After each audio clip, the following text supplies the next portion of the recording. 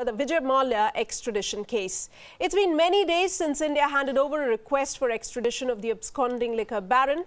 The United Spirits Limited, or USL, is looking to auction Mallya's properties now, including his palatial Mumbai residence, Neeladri, but the controversial businessman remains unfazed. He continues to elude Indian authorities and have a good time. Mallya was spotted at a Formula One event as well in London earlier this week. He slammed the Indian trial and claimed that he was safe in the United Kingdom. So what can be done now to bring Vijay Mallya back to the country and ensure that he faces law? That's the focus here on WION at this hour. What can India do now to bring back Vijay Mallya? We know the efforts of the Enforcement Directorate as well as the Central Bureau of Investigation. We at WION have been reporting this case very, very closely, talking about how India is seemingly adopting a two-pronged strategy using the extradition treaty with the United Kingdom that it signed in the year 1993, also using the MLAT over there to bring him back, which is a treaty or an understanding between the two countries to bring back absconding persons. Let me get in Karishma Vora at this point. She's a practicing barrister in England and also an advocate at the Bombay High Court. Thanks, Karishma, very much for joining us here. Now, give us a sense first to help us understand how tough are extradition laws in the United Kingdom. Thanks. They are unsurmountable in many cases. The law that has been laid out is basically that in order to extradite anyone out of the UK, they must be subject to a jail term for over a year in their home country, which, as you and I probably know, is quite hard for civil offences.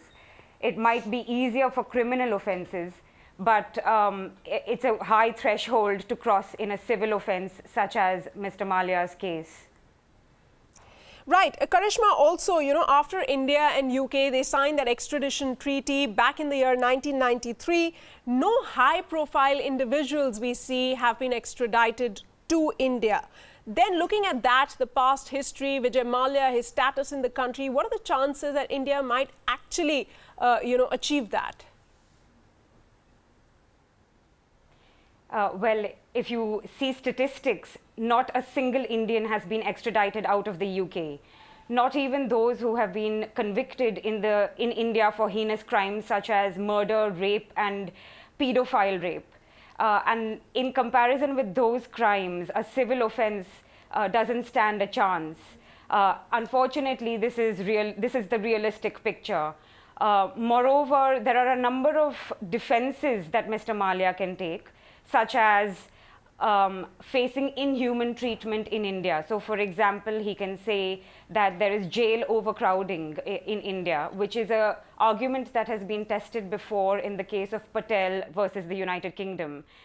And in that case, an assurance was sought from India that they would not be putting the extradited person in an overcrowded jail. These assurances can be, forthcoming from the Indian government, but this assumes that the UK is going to take forward the extradition process. So, in the UK, once they receive the papers from India, they have a choice on whether or not to start the extradition process. And in fact, the UK has chosen not to start it. Let's assume for a second that they do start it. It goes to the first stage. So the first level of courts. Mr. Mallya has an appeal then to the High Court and then finally to the Supreme Court, just as it is in our country. And these appeals can take some time. So while time goes by, he builds a new defense, which is under Article 8 of the European Convention on Human Rights, which is that he now has spent a considerable amount of time in the United Kingdom, and therefore he has a private and family life in the United Kingdom, and this helps him not to be extradited out of the UK as well. All right, Karishma, from what you're saying, we understand that he has, several, options available with him right now. Perhaps that's why he appears so calm and collected and very confident at this point in time. But as I was reading up on the case and about the extradition laws, I also came across a fact that there have in fact been cases wherein people have been extradited from the UK to India. For instance, Samir Bhai Vinubai Patel, he was brought back just last year in October to stand trial for his alleged role in the 2002 Gujarat riots case. So looking at the fact that there have been cases, perhaps not high-profile ones, but people who have been accused of being part in a case like Gujarat riots, allegedly, looking at that, would you then change perhaps the way you're thinking? Is there hope for Vijay Mallya, looking at the previous one case at least that I could find? I've had a word with the Indian High Commission in the UK on a number of occasions and with a number of officers. And the statistics that I had been given was that nobody has been extradited, but I stand corrected by what you have just said. That said, we've had at least over 200 or around 200 appeals to the United Kingdom to extradite Indians back to India. If we've had success in only one case, then I think the statistics answer your question. Right. Karishma, do stay with me. It's interesting to know the details of the laws back in Britain as well. I'll come back to you in just a bit. First, for our viewers, let's just listen into what Vijay Mallya said just earlier this week.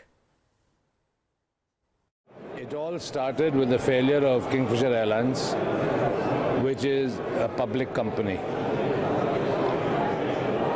The government-owned banks are trying to hold me personally responsible for the failure of India's largest airline and to repay their debts.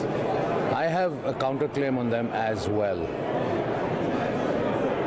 That is in the judicial system right now.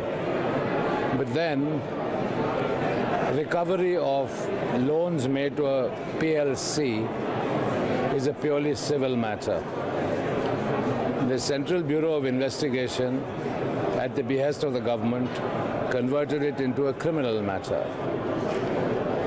And then charges of defrauding banks and money laundering appeared. I will and am severely contesting all this legally.